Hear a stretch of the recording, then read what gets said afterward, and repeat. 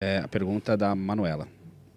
Quais são os erros mais comuns na organização que cometem ao buscar a cultura de excelência? Como evitá-los e aprender as experiências passadas? Já começaram assim. Isso aqui, a gente forte, nem hein? esperou, A gente nem começou a aprofundar ainda, tá? Quando você fala de excelência, a pergunta, né, o que é excelência? A gente pode falar aqui uma definição de várias coisas. Né? Tá vendo? É a Siri. Olha lá, pegou aí, ó. Tá me ajudando. Tá te ajudando aí, ó. Tá me ajudando na resposta, né? Mas, na verdade, a gente entende como um processo contínuo, né, de esforço, prática, relacionamento, na busca pelo melhor nível de entrega. Então, eu penso que isso é excelência. Quando você fala... E quando você chega lá, né? Quando eu chego na excelência? A excelência, para nós, eu aprendi no meio do caminho, que ela é móvel. A excelência não é um lugar que eu chego e fico lá. Porque tudo aquilo que eu estou falando hoje, é o que nós aprendemos no passado, não vai servir no futuro. Até nós estamos vendo o que está acontecendo. Então, cada mês ou cada época, a indústria produz uma coisa nova. Né? Então, você colocar num timeline, não falando de discador, não fala de SMS, não fala de WhatsApp, agora estamos falando de inteligência artificial. Então, a pergunta que eu faria é assim, o que é mais difícil? Chegar lá ou manter-se lá? Essa é a grande verdade. Né? Então, você só consegue isso, respondendo a pergunta, quando você tem um processo, né, de mindset diferente. Né? Você cria novos hábitos para que você seja excelente. Então, não é algo que você não pratica. É um treinamento contínuo. Vamos passar um exemplo aqui da Fórmula 1.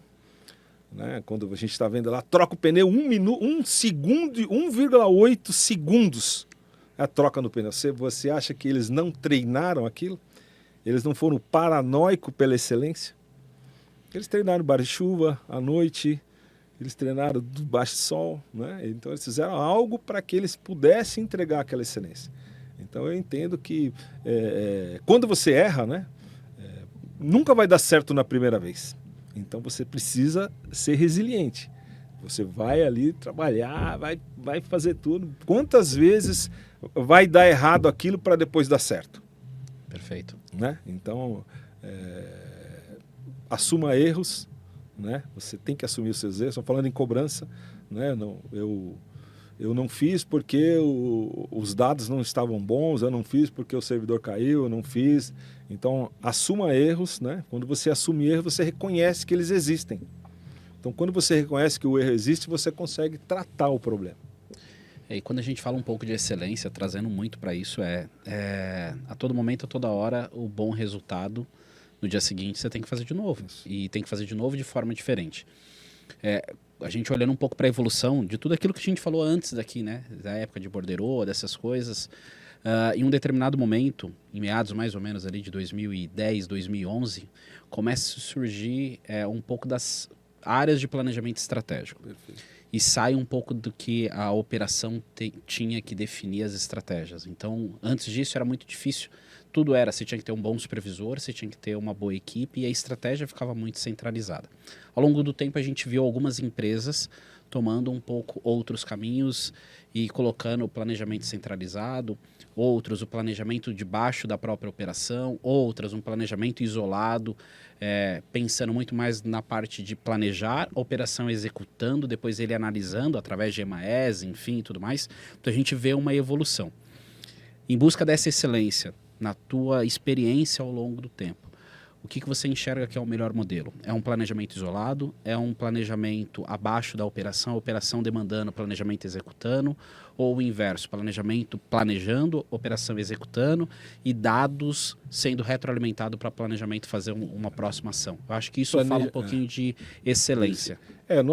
Na nossa empresa, né, é desta forma. O planejamento pensando, né, do ponto A para o ponto B, o que eu preciso fazer para chegar. Né, isso a gente coloca num painel, onde você acompanha isso diariamente, se esse planejamento está dando certo, e a operação executa. Então a gente entende que a execução é o ponto mais importante do planejamento. Se a execução não der certo, o seu planejamento não teve sentido, não teve efeito. Então a gente brinca que o control, hoje ele fica dentro da operação, mas ele é subordinado à área de planejamento. Mas ele está ao lado do supervisor, do gerente, do coordenador, para acompanhando. Então é como se fosse o DJ, né, da festa. Né? Então se o pessoal está dançando, então o negócio está funcionando. Se não está, ele automaticamente, junto com o gestor e mais o planejamento, ele arruma a rota. Né? A gente brinca lá que a gente tem um sistema que o pessoal do EMAS desenvolveu, juntamente até com o planejamento, que chama R-Waze. Né? Que é o Renove o Waze, que para corrigir rota. Se você erra uma rua, o Waze ele coloca você na rota de novo. Então a ideia é essa. Então é um painel que todos os gerentes têm para acompanhar exatamente onde eu estou fora da rota. Então os 4 alavancas, né, que você está falando para nós, que a gente avalia bem, é a produtividade, a efetividade e o preventivo. Então cada um tem sua linha de raciocínio quanto a isso. Então o produzir é o esforço, né? Então, o que eu faço com as segmentações, com os filtros, personalização, para chegar na estratégia de negociação na ponta com o cliente e o controle. Perfeito. Quando eu tenho toda essa informação, aí eu vou analisar o quê? A efetividade antes de fazer o preventivo. Então, eu avalio os dados que eu capturei, se teve atualização cadastral, né? Se o cliente realmente vai receber no canal certo o boleto dele. Né? Se eu peguei o compromisso do cliente no pagamento, então eu fiz uma análise da efetividade. Aí sim eu trato preventivo. Eu vou ligar para os clientes que eu entendo que realmente eles precisam de um reforço de lembrete, né? de lembretes antecipados, e até mesmo para que eu possa de novo repassar com ele sobre a educação, né? Sobre pagar e evitar juros, limpar o nome, tirar a negativação e etc. Então, esse ciclo faz com que eu tenha uma ação sobre o cliente. Então, é o que a gente pensa dentro do planejamento até a execução.